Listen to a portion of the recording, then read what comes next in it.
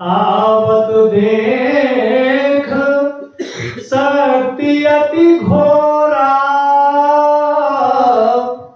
प्रणतारत भंजन पन बोरा। परमात्मा ने जैसे रावण के द्वारा प्रचंड और प्रदत्त शक्ति को देखा तो परमात्मा ने सोचा कि मेरी शरण में आया है और मेरा नियम भंग हो जाएगा कि शरणागत कहूँ जेत जही निज अनहित अनुमान तेनर पावर पाप में तेने बोलो कथान है।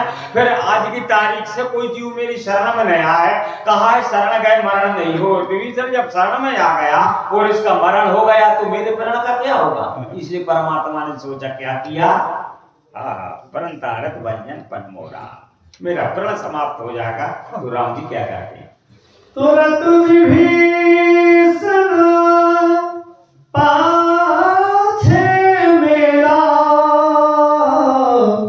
सन्मुख राम सहेऊ सोई सेला।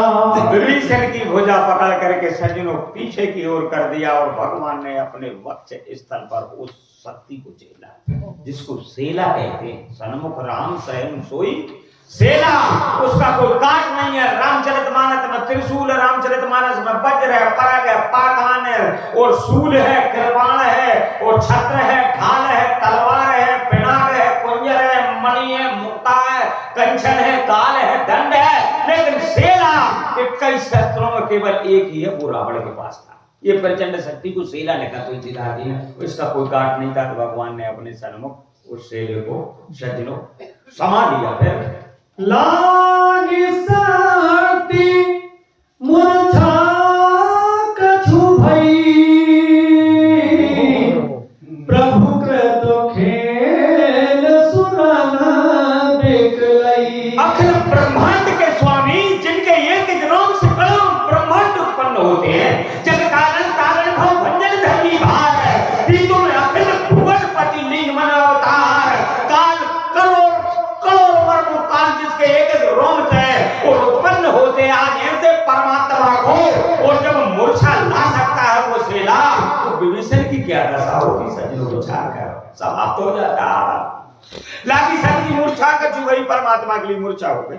तो ब्रह्मकृत खेल स्वर्ण बिकलाई। आज भगवान राम को खेल कर रहे हैं, देवता विकलिपत हो गए।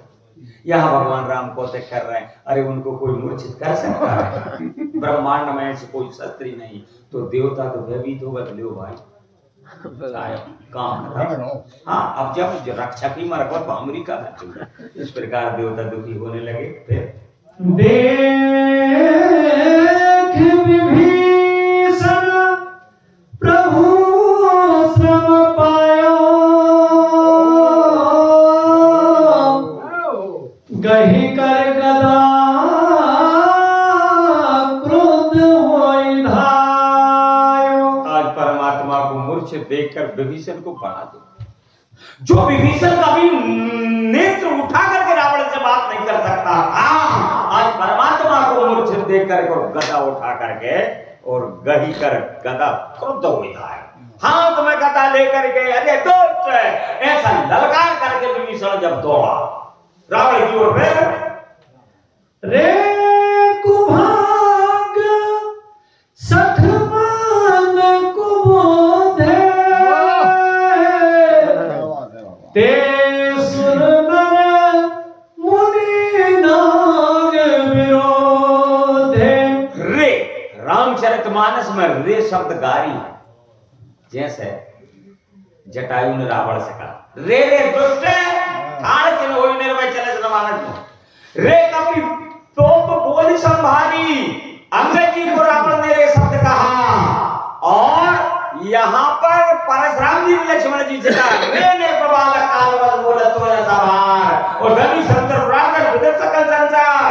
आज गाली के माध्यम से वो विभीषण कह रहा रे कुभाग सट मंद कुबुद्धे, सबरी जितने भी और दो वचन थे जारधावली में विभीषण ने सब कह रहा कुभाग्य सठ मंद कुबुद्धि ये सब रे तोर वचन और ते सो नर मुनि नाग विरुद्धे अरे तू देवता मनुष्य नाग और मुनियों से तूने विरुद्ध किया अरे अभागी अरे मंद बुद्धि अरे दुष्ट अरे नालायक ऐसा विभीषण कह करके और क्या कहते सादर से मैं कहूँ शीश चढ़ाए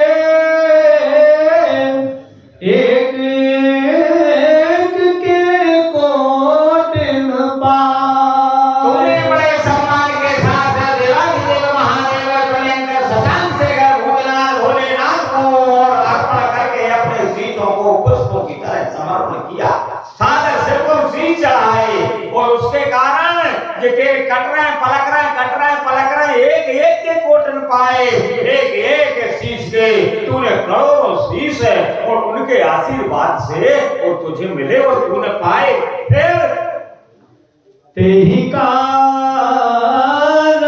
खल अब लगी बाजो अब तब काल शीश पर नाचो। उसी कारण को तूने अपनी भुजाओं के वशीभूत में अपनी पार्टी से बांध रखा था आज वो काल और तेरे पराधीन रहा लेकिन आज तूने परमात्मा पर प्रहार करके जिसके एक एक अंश से करोड़ों काल उत्पन्न होते हैं काल कोट सरस्वती दुस्तर दुर्गुणंत धूम केतु सब कोट सब दुराधरस भगवंत तात राम नहीं न भूपाला भुवनेश्वर कालम कर काला रहे अचुत सोल भेगा फिर प्रभु प्रगट काल सब देखा करालम महाकाल कालम कृपालम ऐसे कालों के काल पर तूने प्रहार किया तो आज वो काल तुझे अब ग्रसने के लिए चला तो क्या कहते हैं विभीषण राम विमुख सठ चासी संपदा अस कही हनेसी माझ उर गदा। आत्मा से विपरीत होकर तू इस लंका जैसे स्वर्ण में सिंहासन राज को और कई कल्पों तक और अचल चाहता है यह नहीं क्योंकि सब संपदा चाहे द्रोही यदि भगवान शंकर से जिसने द्रोह किया वो कभी संपत्ति को प्राप्त नहीं कर सकता तो राम विमुख सुख चहती संपदा और तू राम से विमुख होकर के सुख प्राप्त और संपदा प्राप्त कर रहा है ना है अस कहीं हाने सी माज और गदा और ऐसा कहकर के उसकी नाभि में विभीषण ने गदे का प्रहार किया और माझ गदा प्रहार घोर कठोर लागत मही परो। और आज गदा प्रहार घोर कठोर लागत मही परो और भगवान राम मूर्छित नहीं भय और जैसे हमें कोई की बातें सुनने हो तो चंद्र ओढ़ सो जाओ और आंखें ऐसे करके ये सब मेरे भगवान देख रहे विभीषण ने जहां प्रहार किया ना भी भगवान समझ गए कि जाके कमजोरी चाहिए जैसे तो आपर योग में और भीम को और दुर्योधन के युद्ध चल रहा था और दिन डूब के बाहर होते तो समाप्त हो जाता आज अंतिम दिन तो पर भगवान श्री कृष्ण ने ऐसे जान पर हाथ पटक का हो बन भाई तू जो कहा है तो एक संकेत है कि जहां दे भैया खास कच्चो है तो विभीषण महाराज प्रहार कहां कर रहे हैं ना भी मतलब जहां जाकी कमजोरी तो यहाँ पर उर्माज गदा प्रहार घोर कठोर लागत नहीं पड़ो और हमें तक इतने बाण भगवान ने मारे पूरे सर धड़ अलग कर दे शीश अलग कर दे पर रावण धरती में नहीं गिरो और जैसे ही वह नाभि में अरे भैया हमारे जहां अच्छो ठेवो भर जाए नहीं वो घाव बन जाए तो दूसरी दान अरे वो की तो बात का तन्नक सी किंकड़ी पिघल जा तो वो असर करा क्योंकि वो वहां उसकी कमजोरी है तो यहाँ पर कठोर लागत मही पर और रावण धरती में गिर जाता फिर 10 बदन सोनित श्रवत पुनि संहार धायो। 10 बदन सोनित श्रवत बाके 10 शीशों से समस्त नेत्रों से और कानों से और नाकों के स्वरों से और रुद्र की धारा प्रचंड और बहने लगी और इस बार उसके बाद भी वो विभीषण का क्रोध शांत नहीं हुआ फिर से बढ़ गया फिर दो भिरे यति बल माल जोध विरोध कोई कही हरे। दोनों अति बल हैं इधर परमात्मा का आशीर्वाद है तो उधर उधर जानकी का आशीर्वाद है। विभीषण के ऊपर राम की छत्र छाया है तो रावण की नाभि में जानकी जी का वास है। दोनों एक दूसरे के पूरक है, दोनों अति बल मल्ल युद्ध है। एक ही है, वो उस पर प्रहार कर रहे हैं, वो उस पर प्रहार कर रहे हैं। एक सकई नहीं जीती, दोनों आज बराबर है। आगे मैया काज संशय हुए पार्वती क्या लिख रहे हैं? रघुवीर बल दरोपित विभीषण खाल नहीं ताकहु गने। पर मेरे विभीषण जी महाराज घायल नहीं हो रहे क्योंकि भगवान रामचंद्र जी का बल है। किसके नाम में उन्होंने आशीर्वाद के रूप में क्या किया था?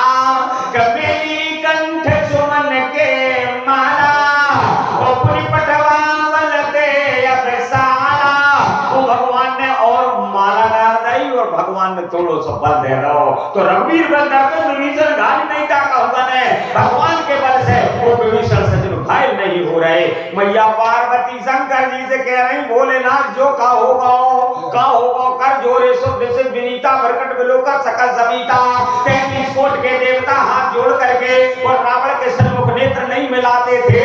वो विभीषण महाराज जी तो चरणों में दृष्टि रखता था। आज विभीषण और काल के समान भिड़ रहा है, इसका कारण क्या है? तो भगवान शंकर मैया पार्वती से क्या कहते हैं? उमा विभीषण राम नहीं सन्मुख चितव की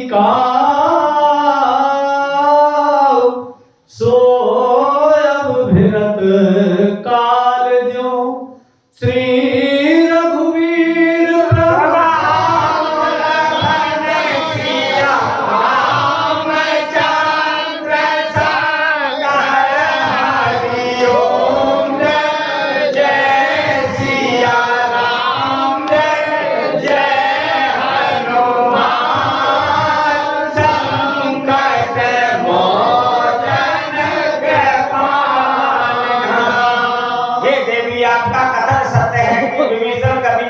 से नजर मिला करके बात नहीं करता था।